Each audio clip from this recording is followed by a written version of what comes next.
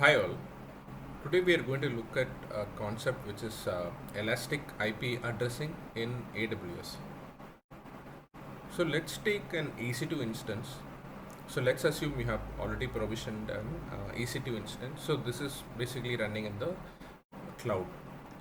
So now one purpose of having an EC2 instance in the cloud is we might need to access it from the internet, which is basically outside the AWS network. So for example, from our local laptop machine. So how do we access the EC2 instance which is running within the AWS network?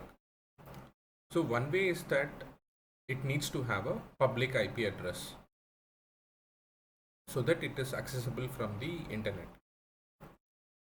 Now how exactly AWS assigns a public IP address, that is internals of AWS, but ultimately there are two things which we can do with EC2 instance. So we can start an EC2 instance and we can stop an EC2 instance. There are other options as well to terminate, etc. So what happens when we start the EC2 instance? So an IP address gets assigned to the EC2 instance. So for example, we have two IP addresses for a single EC2 instance. So one is the public IP address and the other IP address is the private IP address. So public IP address is the IP address using which we can access the EC2 instance from the internet, and private IP address is for the EC2 instance within the AWS network itself. So within the VPC or virtual private cloud. Now when we start and stop, what happens is the IP address or the public IP address keeps changing for this EC2 instance. So that means it's dynamic in nature. What if we want a static public IP address, or for example we just want the IP address to remain same irrespective of whether the EC2 instance is started or it stopped or it's restarted. So that's when elastic IP address comes into picture. So wherein using elastic IP address feature, we buy an public IP address or a static public IP address from AWS, and we say that we are going to use this and we are going to associate this IP address or this elastic public IP address to a EC2 instance. So remember that we can also associate this elastic IP address not just to an EC2 instance but also a primary network interface as well.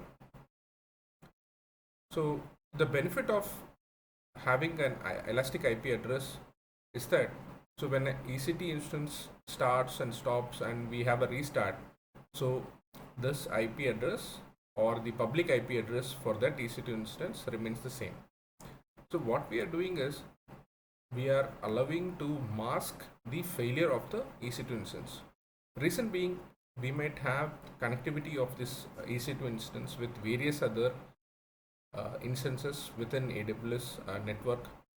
So for example, sometimes if the IP address changes and that is not being aware to some other instance, then we might have some issues if we need to, for example, send some data, if that IP address is hard coded within the particular architecture. So that time definitely elastic IP address will be very helpful. So one point now we need to look at is the pricing. So pricing is here it is peculiar in nature, strange in the sense that when elastic IP address is not being used, so not being used in the sense, for example, when EC2 instance is stopped, so it is not alive, right? So elastic IP address, even though it is bought as a public IP v4 address, it is not actually attached to a alive EC2 instance. So there is an hourly charge when the elastic IP address is not being used, but whereas when it is being used actively by a alive EC2 instance, it is free, right? So that's the charge for the, or that's the pricing for the elastic IP address. So this brings to the end of this video. Thank you for watching.